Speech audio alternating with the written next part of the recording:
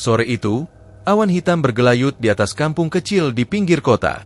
Angin berhembus pelan, membawa aroma tanah lembab sehabis hujan. Asep berdiri di ujung gang sempit yang ditumbuhi rumput liar di kanan kiri.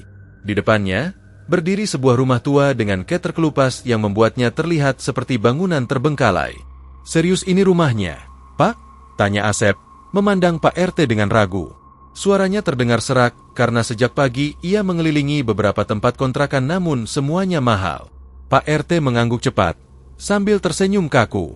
"Iya, Sep. Tenang saja. Harganya murah banget. Cocok untuk seorang pedagang bakso seperti kamu. Gak perlu pusing uang kontrakan." Asep mengusap tengkuknya yang tiba-tiba merinding. "Tapi kenapa murah sekali? Kayak, gak wajar begitu." "Ah, kamu banyak mikir," kata Pak RT, mencoba tertawa namun suaranya terdengar dipaksakan. "Yang penting tempatnya strategis. Dekat jalan masuk pasar, dekat sekolah. Jualan bakso pasti ramai." Asep menatap pintu rumah itu. Daunnya bergoyang pelan padahal angin nyaris tidak ada. Dari celahnya, tampak ruang tamu gelap seperti lorong tanpa ujung. "Dulu ada orang tinggal di sini?" tanya Asep perlahan. Pak RT menelan ludah sebelum menjawab. "Ya, ada. Tapi sudah lama kosong. Pemiliknya pindah entah kemana." "Sudahlah, tidak perlu tanya banyak. Ini kuncinya." Kunci tua itu berdering ketika Asep menerimanya. Sesuatu di dalam dadanya terasa berat, seperti ada hal yang menolak kehadirannya di rumah itu. Namun ia memaksa tersenyum. "Baik, Pak. Saya coba dulu." Mereka berdiri di depan rumah. Asep memasukkan kunci ke lubang pintu. Ketika berputar, suara krek terdengar panjang seperti jeritan besi berkarat. Pintu terbuka pelan, disertai aroma lembab bercampur jamur yang menusuk hidung. "Assalamualaikum," ucap Asep dengan suara pelan. Tidak ada jawaban, namun ada suara napas panjang, sangat perlahan, seolah berasal dari kedalaman rumah. Asep langsung menatap Pak RT. "Pak, tadi barusan ada suara." "Saya nggak dengar apa-apa," potong Pak RT buru-buru. Senyum palsu itu muncul lagi. "Rumah tua wajar begitu." Asep melangkah masuk. Lantai keramik retak di beberapa bagian. Sudut ruangan dipenuhi sarang laba-laba yang menggantung seperti tirai. Plafon berderit setiap kali angin lewat celah atap. "Aduh, kalau hujan bocor nggak ini?" tanya Asep sambil menengadah. "Sedikit saja bocornya," jawab Pak RT cepat. "Nanti bisa kita perbaiki pelan-pelan." Asep memperhatikan dinding ruang tengah yang dipenuhi bercak hitam. Seperti bekas asap. Ini kenapa kayak bekas terbakar? Pak RT hanya mengangkat bahu. "Sudah lama kosong. Mungkin jamur." Asep mengangguk meski hatinya tidak yakin sama sekali. Ia memindahkan peralatan dagangnya satu persatu. Panci, kompor, mangkuk, gerobak lipat. Saat ia meletakkan kursi, terdengar suara ketukan pelan dari belakang. Tok, tok, tok. Asep menoleh cepat. "Pak, itu suara apa?" Pak RT memasang wajah bingung. "Entahlah, mungkin tikus." Namun Asep yakin itu bukan suara binatang. Irama ketukannya terlalu teratur, seperti seseorang sedang memberi kode. "Sudahlah, Sep. Saya mau pulang. Besok kalau ada apa-apa tinggal panggil saya," kata Pak RT sambil melangkah keluar tergesa-gesa. "Loh, Pak, cepat amat." "Tugas, Sep. Banyak urusan," jawabnya sambil nyaris berlari. Asep menghela napas panjang. Wah, makin aneh. Ia duduk di lantai, membuka termos es dan membersihkan mangkuk-mangkuk bakso. Ia mencoba mengabaikan suasana rumah yang membuat bulu kuduk berdiri. Diinjak sedikit, lantai berderit seperti memprotes kehadirannya. Saat malam turun, rumah itu jauh lebih menyeramkan. Angin malam masuk lewat celah jendela, membuat tirai lusuh berkibar perlahan. Lampu di ruang tengah hanya remang-remang, seolah enggan menerangi seluruh ruangan. Asep berbaring di tikar tipis. Ia mencoba tidur, tetapi suara-suara kecil terus muncul dari berbagai sudut. Sus, sus. Seperti kain diseret.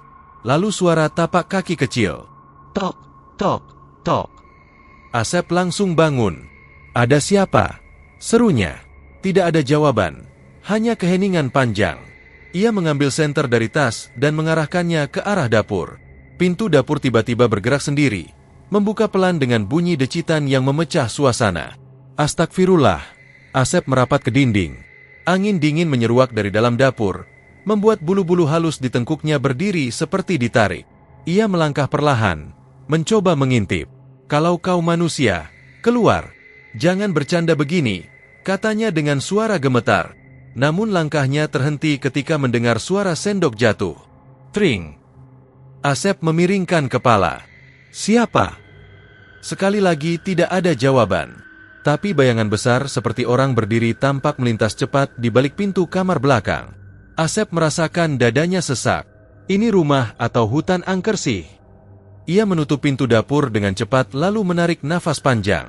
Sesaat setelah pintu tertutup, terdengar suara ketukan dari dalam. Tok, tok, tok. Asep terpaku, tubuhnya kaku seperti patung. Ia ingin kabur tetapi kakinya tak bisa digerakkan. Gak mungkin ini cuma tikus, gumamnya. Ia mundur perlahan ke arah ruang tengah. Lampu tiba-tiba berkedip-kedip, membuat suasana semakin tegang. Lalu tiba-tiba padam. Gelap total.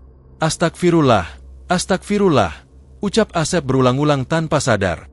Di tengah kegelapan, terdengar suara perempuan, sangat dekat dengan telinganya.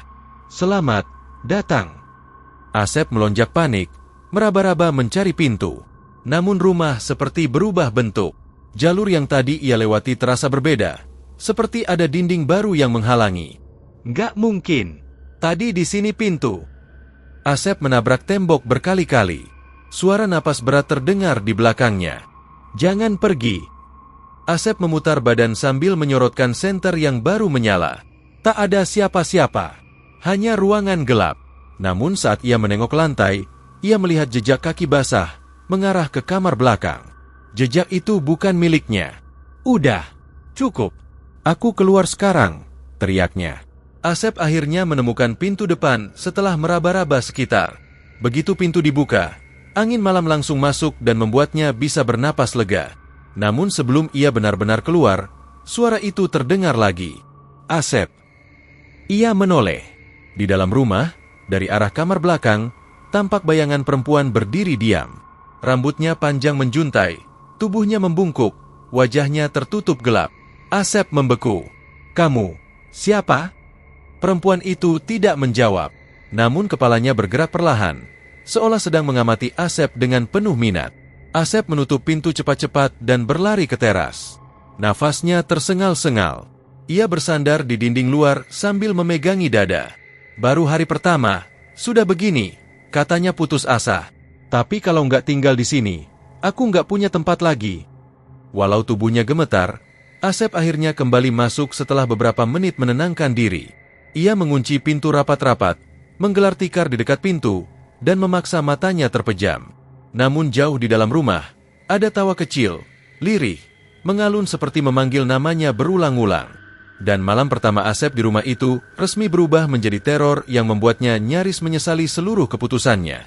Pagi pertama setelah malam yang membuat nyawanya hampir melompat keluar dari tubuh, Asep bangun dengan wajah kusut. Matanya sembab karena sulit tidur. Sesekali ia merasa ada sesuatu yang berdiri di sudut ruangan. Namun setiap ia menoleh, hanya kegelapan yang tersisa.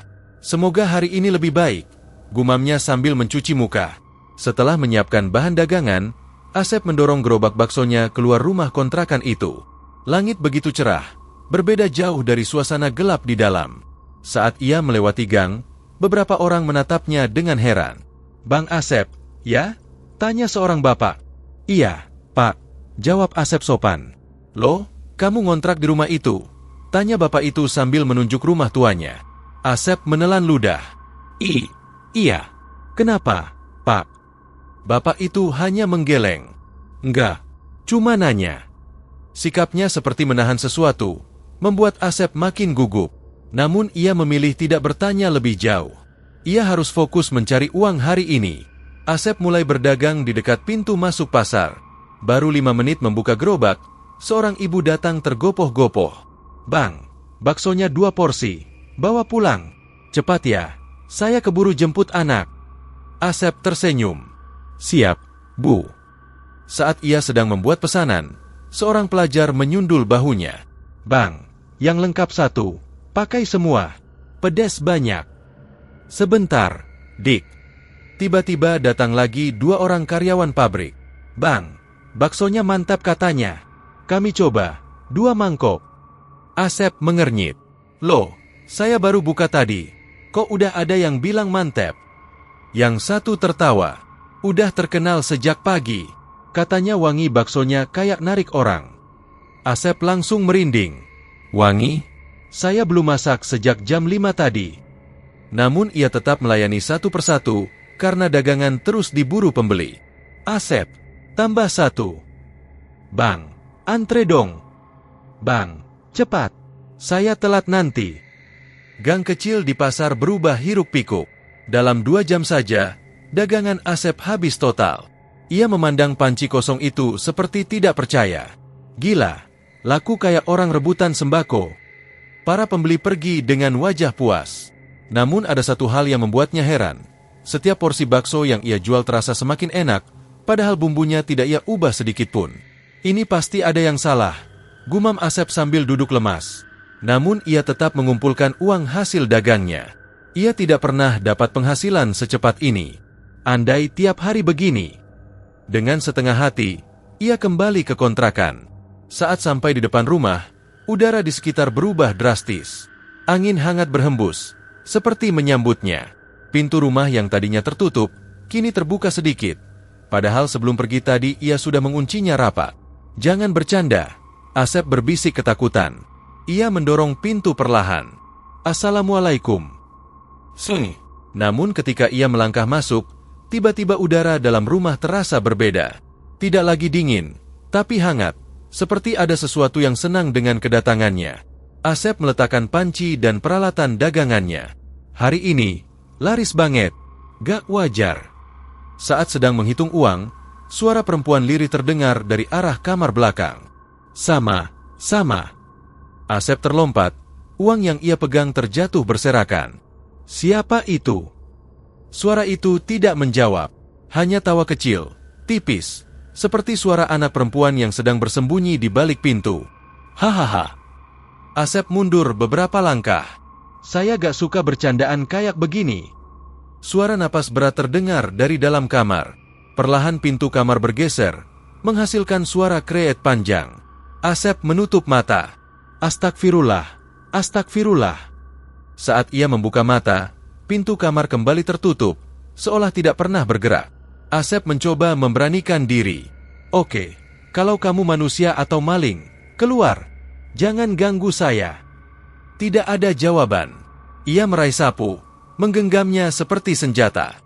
Namun sebelum ia melangkah ke kamar, suara lain muncul dari dapur. Tring, seperti sendok jatuh. Asep menoleh cepat. Jangan ganggu saya, tolong. Suara lembut tiba-tiba membalas dari sudut ruangan. Aku cuma membantu. Apa maksudmu membantu? Daganganmu laris, bukan? Suara itu makin jelas. Asep merasakan tubuhnya dingin. Ia menelan ludah, berdiri terpaku. Kenapa? Kamu bilang begitu? Tanya Asep pelan. Karena aku yang membawanya. Asep menegang. Membawa apa? Pembeli, rasa, wangi, semua dari aku. Tiba-tiba ada bayangan hitam melintas cepat di dinding. Gerakan itu seperti terbang, melengkung, lalu menghilang di dekat dapur. Asep langsung menjerit. Keluar, jangan dekat-dekat. Suara itu mendengus pelan, seperti tersinggung. Kau tidak suka bantuanku? Asep mundur hingga punggungnya menempel pada dinding. Saya mau jualan jujur, tidak mau pakai bantuan yang tidak jelas. Bayangan itu muncul lagi, kali ini lebih lama, seperti sosok perempuan dengan rambut panjang menyapu lantai. Tapi kau sudah menikmatinya. Asep keringat dingin. Tidak, aku tidak tahu apa-apa. Tapi kau menerima. Asep panik. Aku tidak minta. Namun kau memakannya. Asep membeku. Apa maksudmu memakan? Bayangan itu perlahan menghilang. Suaranya merdu tapi penuh ancaman. Kau akan tahu, besok. Lalu rumah kembali sunyi. Asep terduduk di lantai. Tubuhnya gemetar hebat. Ini tidak beres. Tidak beres sama sekali. Setelah beberapa menit, Asep bangkit, mengambil wudhu di kamar mandi, lalu duduk sambil membaca doa seadanya. Namun saat ia menunduk, dari arah kamar belakang terdengar suara seseorang berbisik. "Besok, lebih ramai, lebih banyak." Asep menutup telinganya, gemetaran. "Aku nggak mau bantuannya. Aku nggak mau pesugihan. Aku cuma ingin hidup normal." Namun suara itu kembali tertawa. "Hahaha, kamu pikir bisa memilih?" Lalu suara langkah kaki kecil terdengar mendekat, semakin lama semakin dekat, hingga terdengar tepat di samping telinganya. Asep. Asep melonjak bangun dan berlari keluar rumah. Ia berdiri di teras sambil mengatur napas yang nyaris putus. "Aku harus cari tahu apa yang terjadi di sini. Ini sudah nggak wajar." Dan malam itu, untuk pertama kalinya sejak ngontrak, Asep benar-benar takut untuk masuk kembali ke rumah yang ia tinggali. Namun tanpa ia sadari, dari jendela kamar belakang, ada wajah pucat dengan mata hitam bulat memperhatikan setiap gerakannya. Pagi berikutnya terasa lebih berat dari sebelumnya. Asep terbangun dengan kepala pening. Tengkuknya seperti ditekan sesuatu semalaman. Di sudut ruangan, ia melihat bekas jejak air berbentuk tapak kaki kecil mengarah ke pintu depan. "Ini jejak apa lagi?" gumamnya gemetar. Ia mencoba mengabaikannya. Ia harus tetap berjualan. Tidak ada pilihan lain selain bertahan hidup. Asep menyiapkan bahan dagangan dengan tangan bergetar. Panci ia angkat perlahan, kompor ia lap bersih, dan bumbu ia aduk sambil berulang kali melirik sudut ruang yang terasa paling gelap. Saat gerobaknya siap, ia menarik napas panjang. "Ya Allah, lindungi aku hari ini." Ia dorong gerobak keluar rumah. Matahari pagi menyambutnya, tapi hawa di dalam rumah tetap membekas di kulit, dingin, lembab, menyesakan. Begitu keluar gang, beberapa warga langsung menatapnya. "Pagi, Bang Asep," sapa seorang ibu muda. Asep tersenyum canggung. "Pagi, Bu." Ibu itu mendekat sembari berbisik. "Masih betah di kontrakan itu?" Asep mengangguk kecil. "Ya, sejauh ini, ya begitulah. Kalau bisa, cepat pindah, Bang," katanya serius. "Banyak yang gak berani lewat depan rumah itu kalau malam." "Kenapa memangnya, Bu?" Ibu muda itu menunduk, ragu untuk bicara. "Dulu, ada keluarga yang tinggal di situ, tapi hilang semua. Nggak ada kabar. Ada yang bilang pergi, ada yang bilang..." "Bu, jangan menakut-nakuti saya. Saya ini tinggal sendirian," potong Asep. "Terserah Bang Asep percaya atau enggak," ujarnya. "Pokoknya hati-hati." Percakapan terputus ketika seorang bapak menyapa dari kejauhan. "Asep, cepat buka baksonya. Saya udah nunggu dari tadi." Asep mengangguk, lalu mendorong gerobaknya ke lokasi biasa. Baru saja ia menata mangkuk, tiba-tiba antrean sudah terbentuk. "Bang, saya duluan." "Hei, antri dong." "Bang Asep, 2 mangkok ya?" Asep mengerutkan dahi. "Ini baru jam 7. Kok sudah ramai begini?" Seorang pelajar menimpali. "Wangi baksonya dari ujung jalan, Bang. Bikin lapar." Asep tercekat. "Wangi? Saya belum masak apa-apa." Namun anak itu terus tersenyum sambil menunggu. Asep berusaha santai, walau dadanya berdebar keras. Ia melayani satu demi satu pembeli, dan antrian makin panjang. "Bang, tambah pedes." "Bang, cepat." "Bang, bawa pulang 3 porsi." Baksonya ludes lagi dalam waktu singkat, bahkan lebih cepat dari kemarin. Ketika panci terakhir kosong, Asep tetap terduduk, bingung. Kenapa bisa seramai ini? Sehari 2 kali bukan hal wajar, gumamnya. Beberapa pembeli masih berdiri menatap gerobaknya yang sudah kosong. "Bang, besok tambah banyak ya?"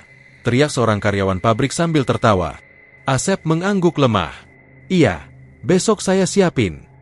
Setelah semua pembeli pergi, seorang pria tua datang menghampiri.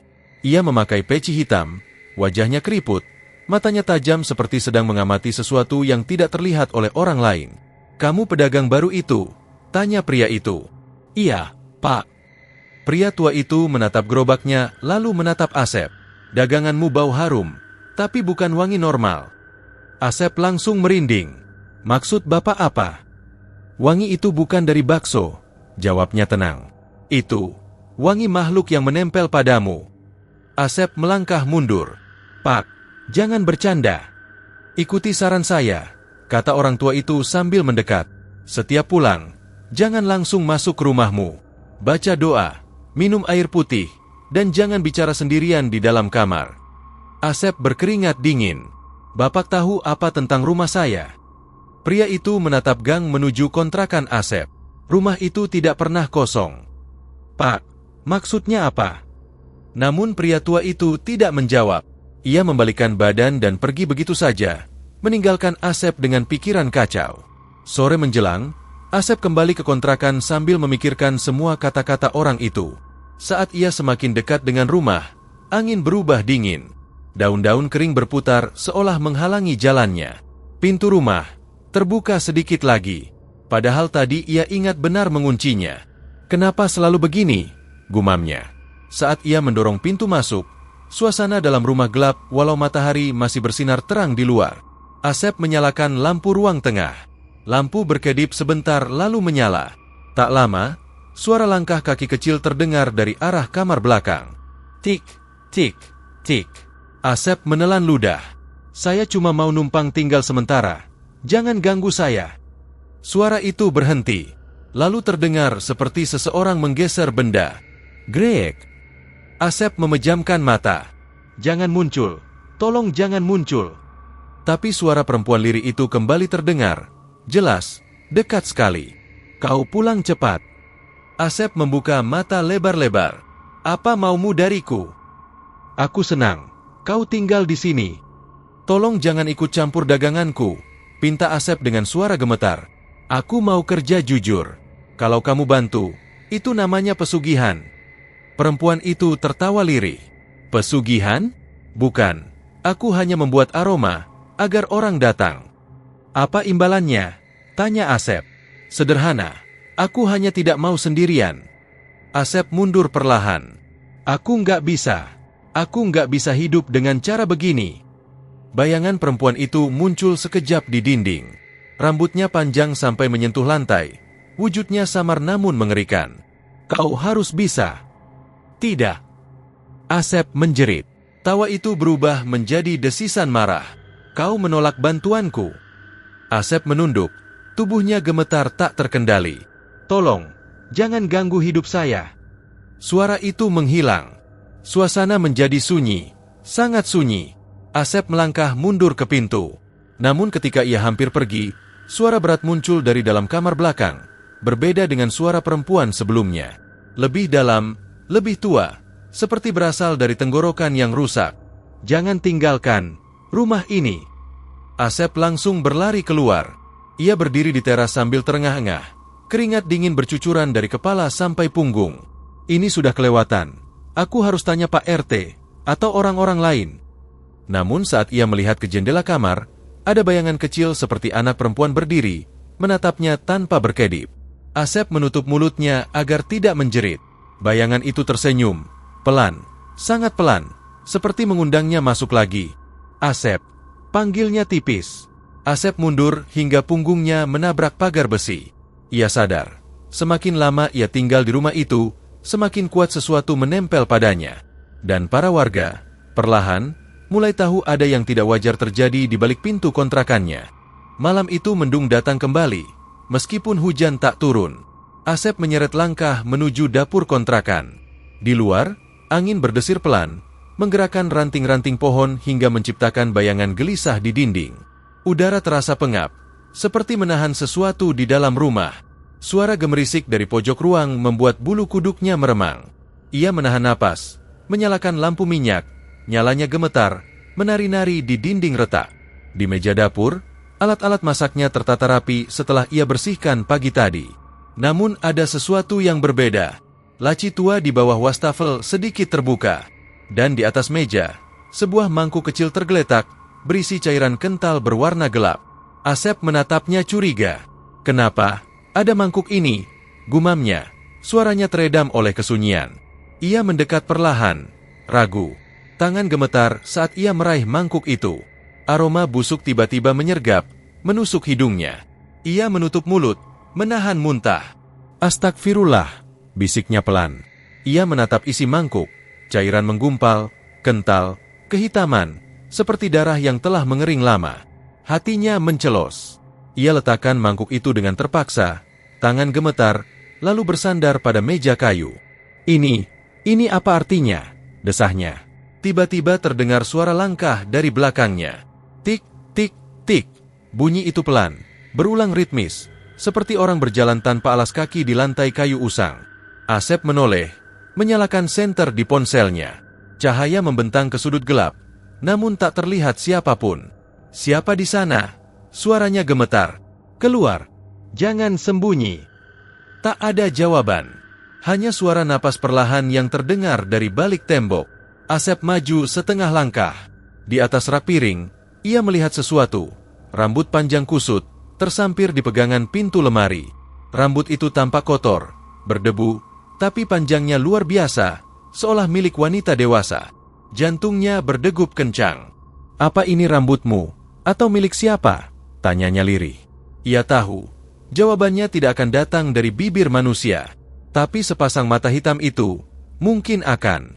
Ketika tangannya hendak meraih rambut itu, lemari di sisi lain dapur terbuka sendiri dengan bunyi cekrek parau.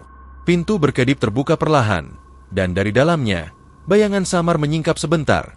Sesosok perempuan mengenakan baju compang, rambut panjang menjuntai, tubuh kurus membungkuk.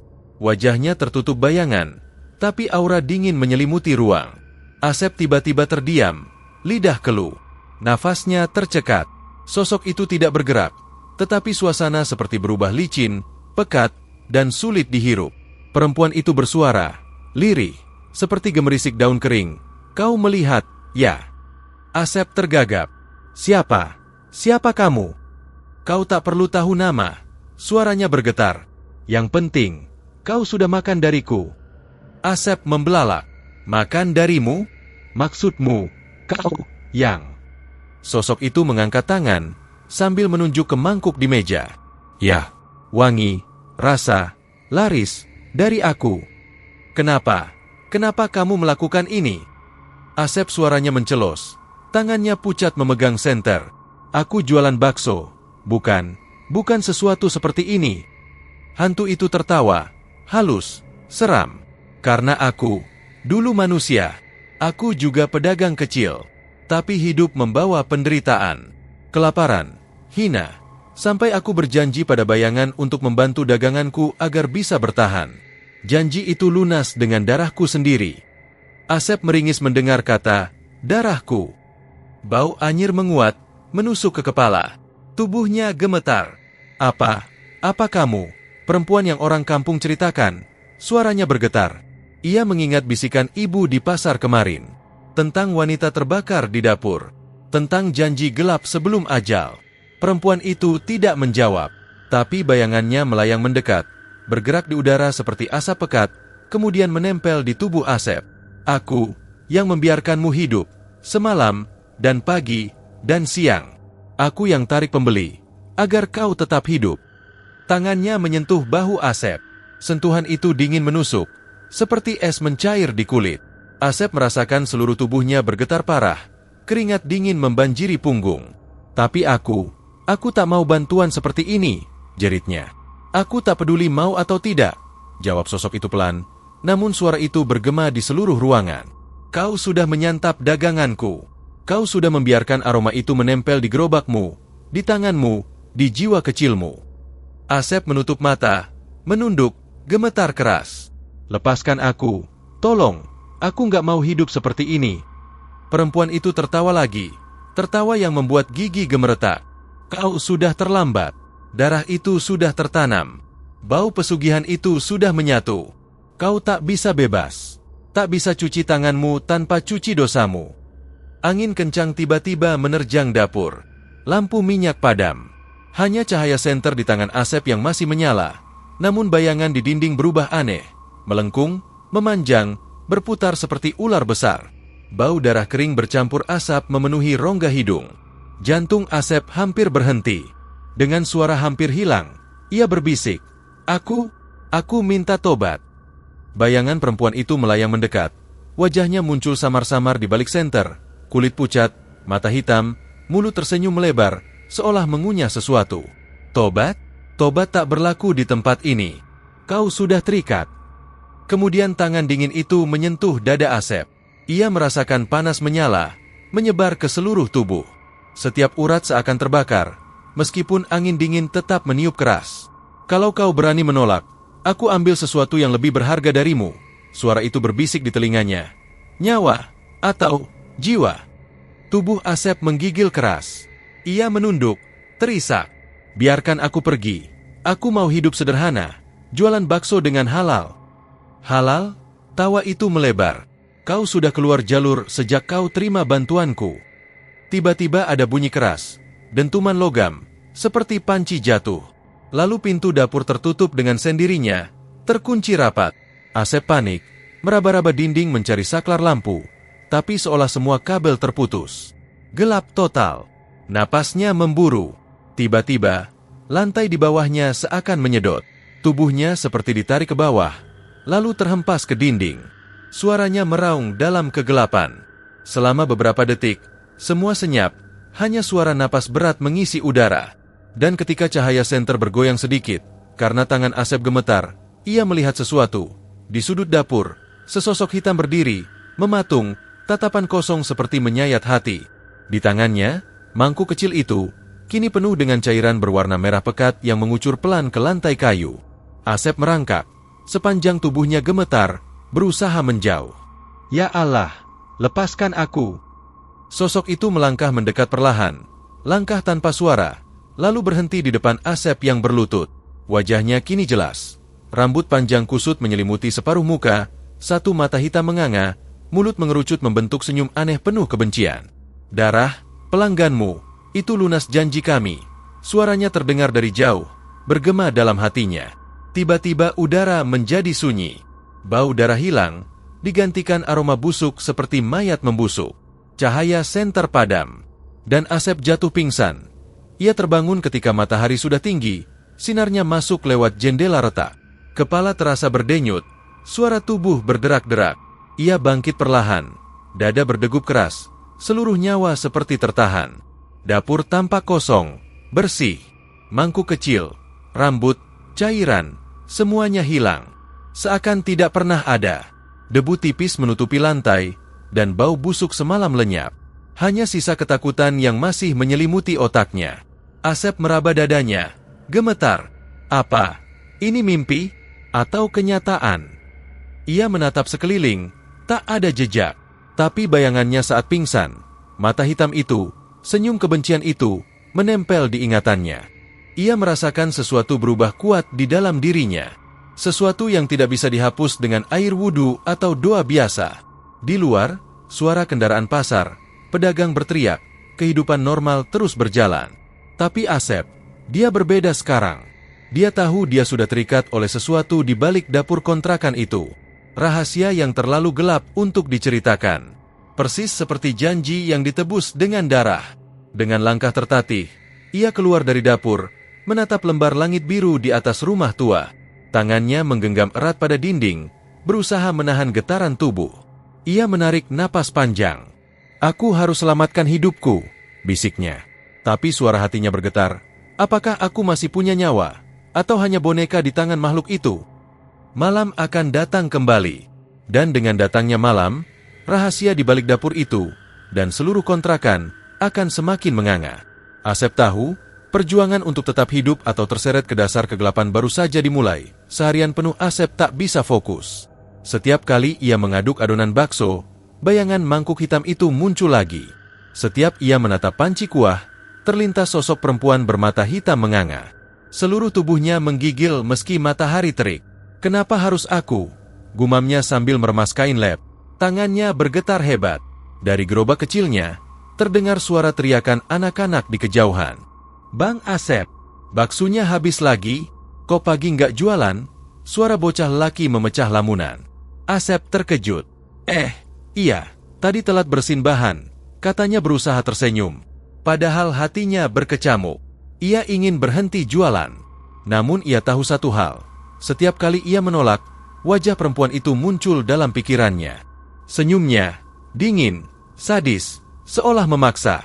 Saat sore mendekat, ia menatap panci kuah yang mendidih pelan. Aroma sedap menguar. Tapi di balik itu, ada sesuatu lain. sesuatu tak terlihat. Kalau aku nggak jualan, apa dia marah? Bisiknya. Tiba-tiba terdengar suara lirih dari ujung ruangan. Suara perempuan yang sama ia dengar semalam. Jangan hentikan dagangmu. Asep tersentak. Jangan sekarang. Cuma bisikan, tapi suaranya jelas. Kau sudah terikat. Jual. Sampai aku bilang berhenti. Asep mengepalkan tangan. Aku nggak mau jadi bagian dari ini. Bisikan itu mengeras, mendekat, seperti berada tepat di samping telinganya. Kau menjual darahku. Kau memanggil pembeliku. Jangan mengeluh. Asep gemetar. Napasnya tak beraturan. Apa yang harus aku lakukan supaya bebas? Tak ada bebas, kecuali kau bayar dengan sesuatu yang lebih berharga dariku. Asep menunduk. Apa maksudmu? Suara itu berhenti. Hening. Hanya jam dinding yang berdetak pelan. Setelah beberapa menit, Asep akhirnya memutuskan untuk keluar. Ia menuntun gerobak, meski dadanya berat seperti membawa batu. Jalanan desa ramai. Anak-anak bermain. Para ibu duduk di teras sambil bergosip. Semua terlihat normal. Namun setiap orang yang lewat menatap gerobaknya dengan mata berbinar, seolah aroma baksonya lebih kuat dari biasanya. Asep tahu, itu bukan karena racikannya, tapi karena sesuatu. Warga berdesakan. Bang Asep, 3 mangkok. Saya 2 bungkus. Bang. Saya 4. Jangan kehabisan. Asep tersenyum kaku, melayani cepat. Iya, sabar ya. Namun dalam hati ia ketakutan. Dagangannya benar-benar laris. Bahkan lebih laris dari kemarin. Ia belum sempat mengucapkan harga, pembeli sudah meletakkan uang lebih banyak. Asep, baksomu ini aneh, tapi enak banget, kata seorang bapak tua sambil menyeruput kuah. Aneh gimana, Pak? Tanya Asep panik. Kuahnya, ada rasa kayak, gurih tapi pahit sedikit. Tapi nikmat. Asep merinding. Itu cuma resep lama, jawabnya terbata.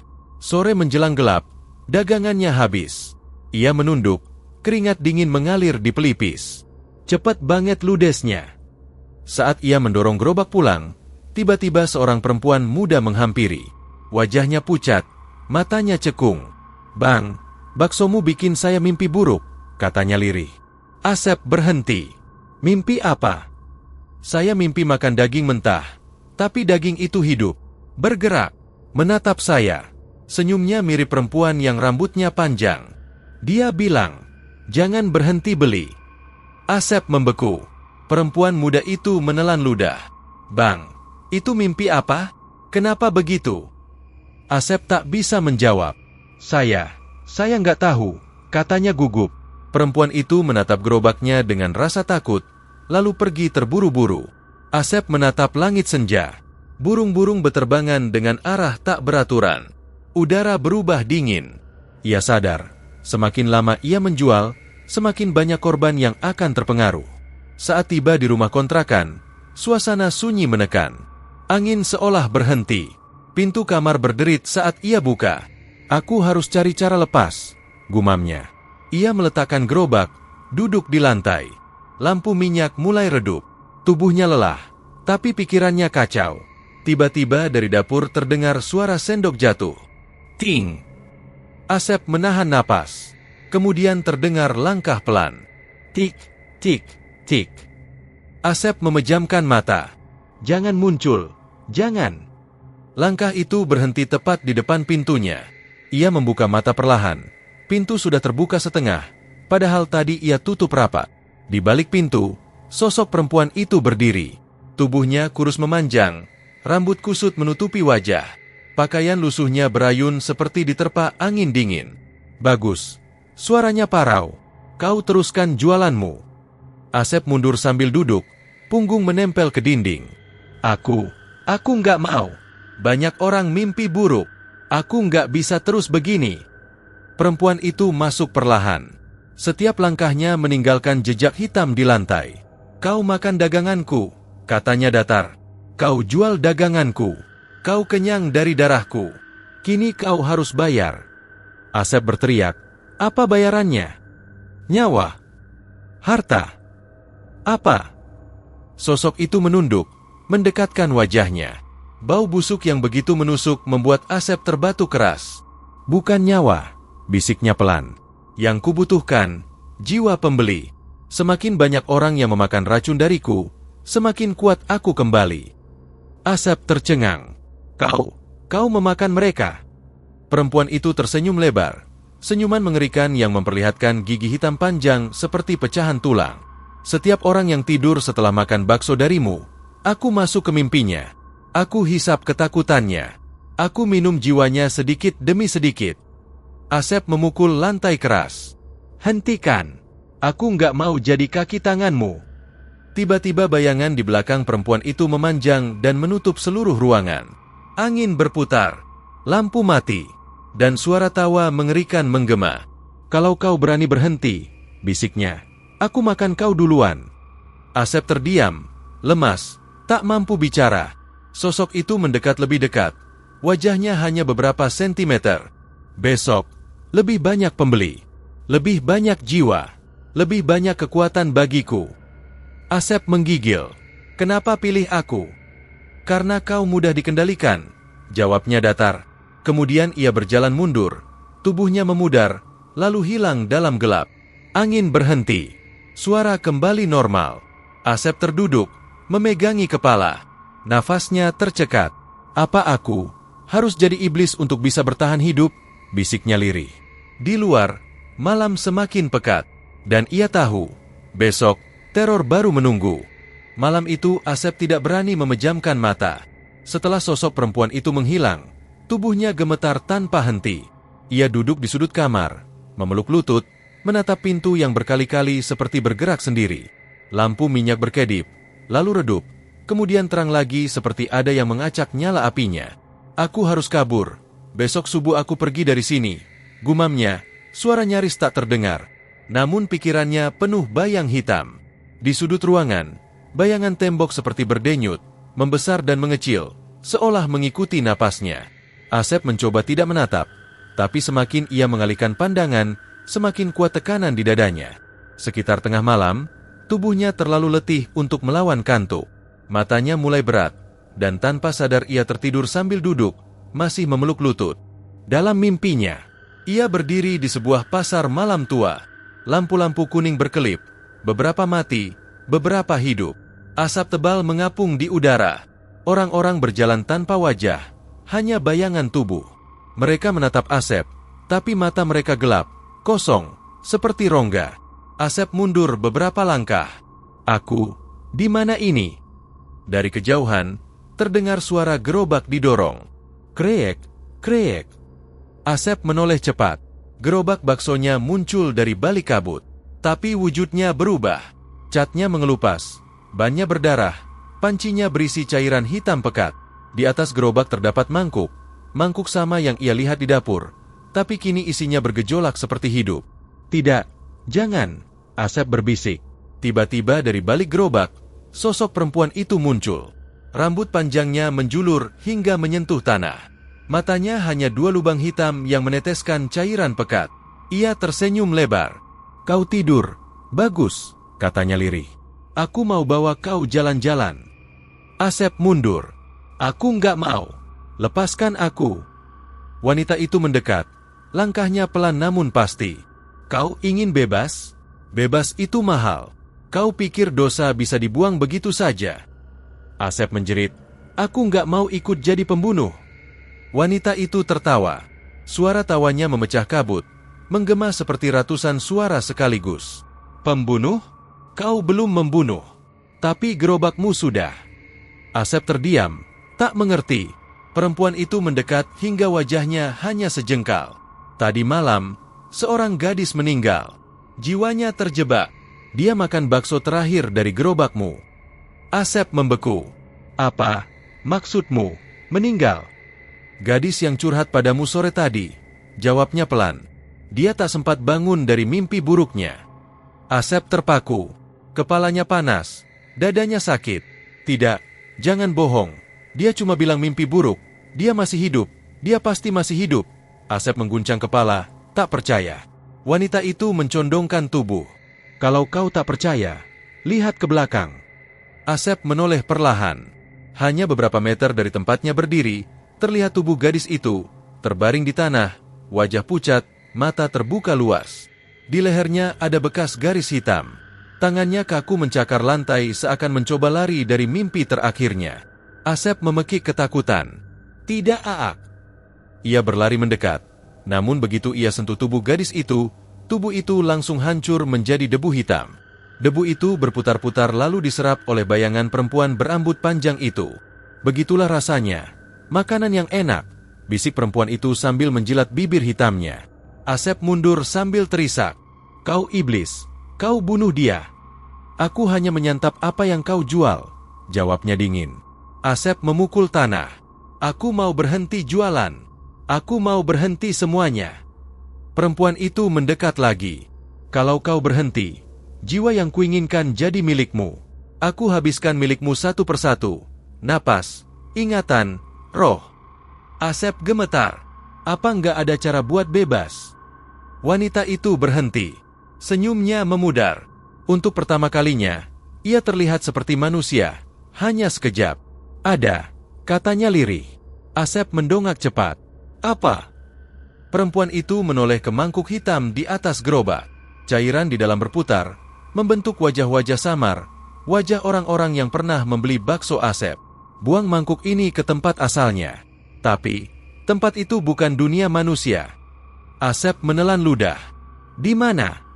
Sungai gelap, tempat aku diseret manusia sebelum tubuhku dibakar. Asep gemetar. Kenapa aku harus pergi ke sana? Perempuan itu mengangkat dagunya. Karena kau yang pilih daganganku. Kau yang biarkan ikatannya menempel. Asep menutup wajahnya dengan tangan. Aku nggak pernah minta ini.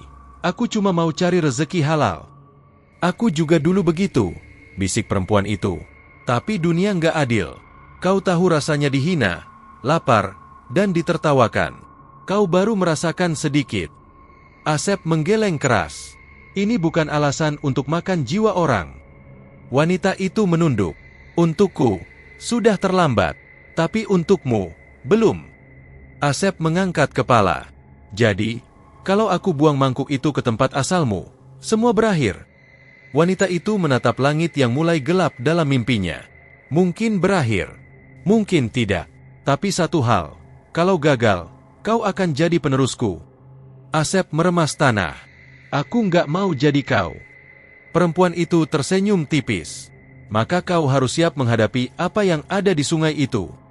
Tiba-tiba pasar malam di sekitar mereka runtuh. Lantai retak, lampu pecah satu persatu. Angin kencang mencabut tenda-tenda.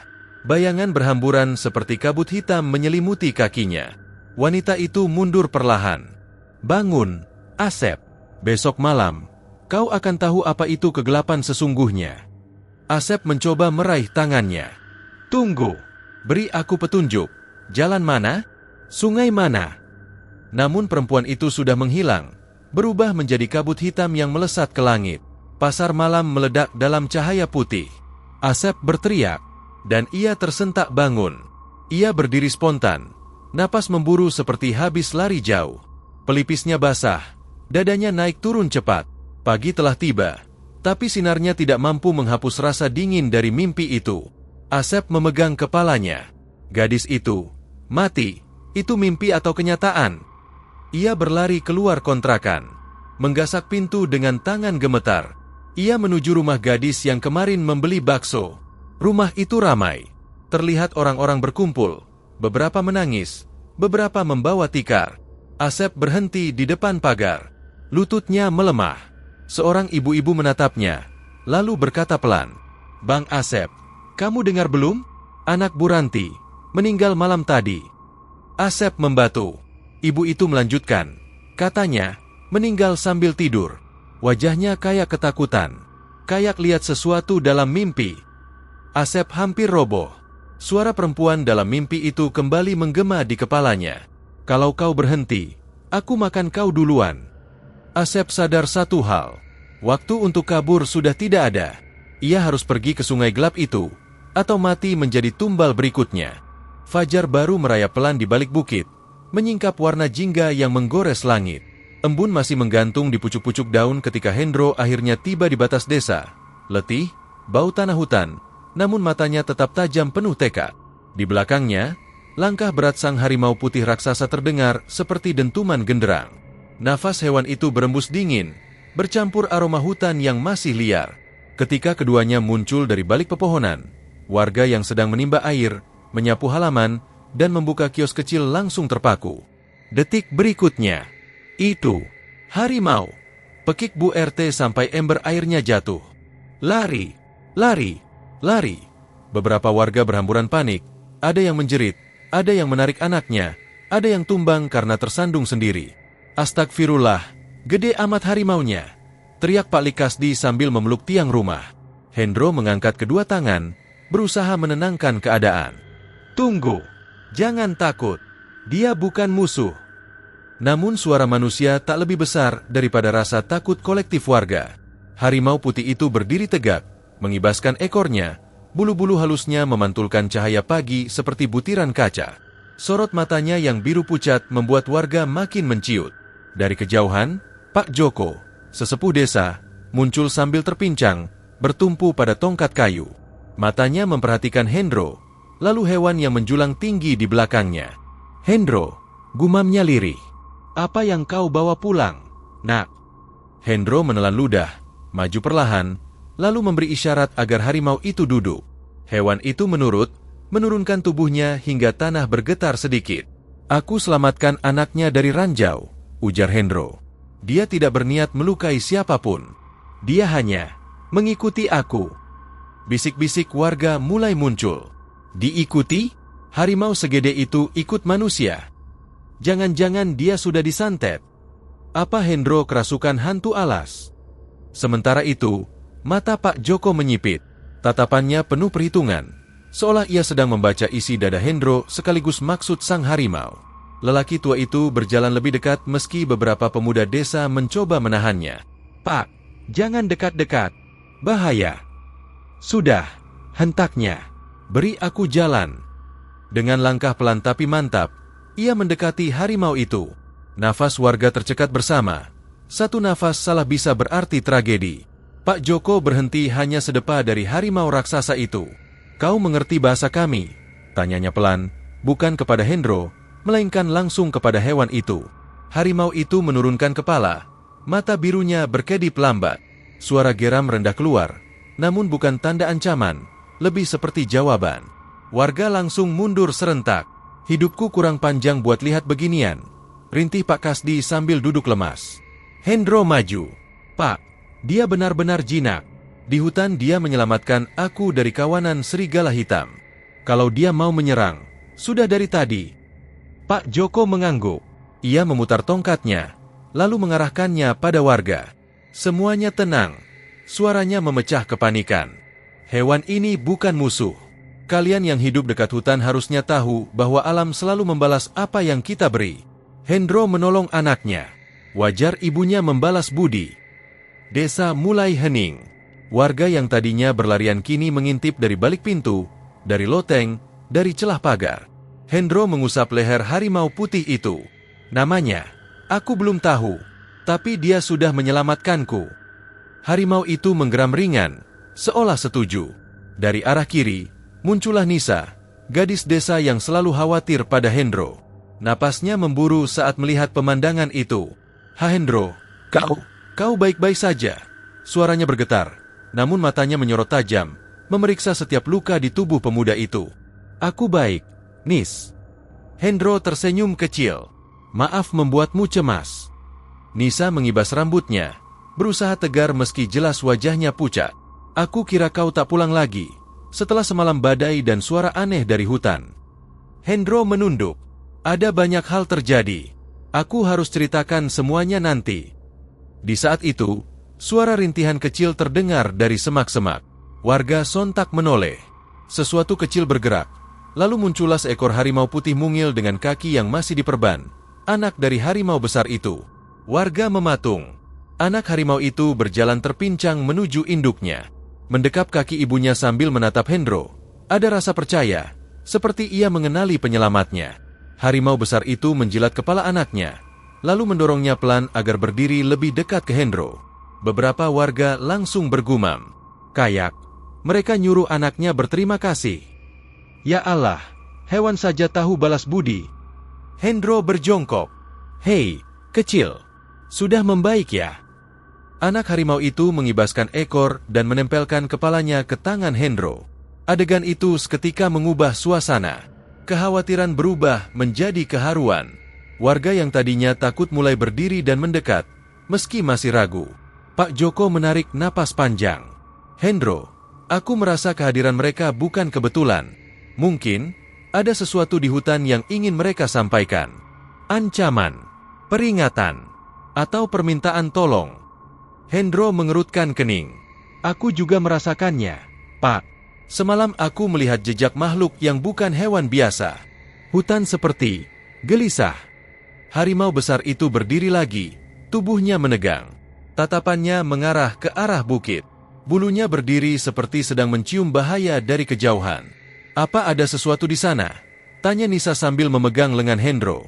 Hendro menatap hutan yang gelap meski matahari sudah mulai naik. Entahlah, tapi aku merasa kita belum aman. Tiba-tiba angin bertiup lebih kuat, membawa aroma aneh, seperti tanah terbakar bercampur darah. Harimau itu menggeram keras, membuat jendela rumah warga bergetar. Kau dengar itu? Tanya Hendro. Nisa mengangguk. Apapun itu, bukan suara biasa. Pak Joko menanamkan tongkatnya ke tanah. Hendro, mulai hari ini kau tidak boleh pergi sendirian ke hutan. Kalau harimau ini memilihmu untuk dipercaya, berarti kau sedang ditarik ke urusan besar. Warga mulai bicara satu sama lain, beberapa terlihat khawatir, beberapa lainnya penasaran. Hendro berdiri tegak. Apapun yang terjadi, aku akan hadapi. Kalau hutan meminta bantuanku, aku tidak akan lari. Harimau putih itu meraung sekali. Panjang, rendah, namun menggema jauh ke seluruh lembah. Seolah menandai awal dari sesuatu. Sesaat setelah raungan itu mereda, suara dari balik pepohonan muncul, lirih, namun jelas. Seperti suara langkah manusia. Bang, pelan, teratur. Padahal tidak ada satupun warga yang berada di hutan Oada jam itu. Nisa menggenggam tangan Hendro. Siapa itu? Hendro menelan air liur. Aku takut, itu bukan manusia biasa. Harimau besar itu menunduk rendah, bersiap menyerang, sementara anaknya bersembunyi di belakang kaki Hendro. Fajar baru memang datang. Namun bersamanya, datang pula ancaman lama yang selama ini hanya menjadi legenda. Dan kini, legenda itu berjalan menuju desa.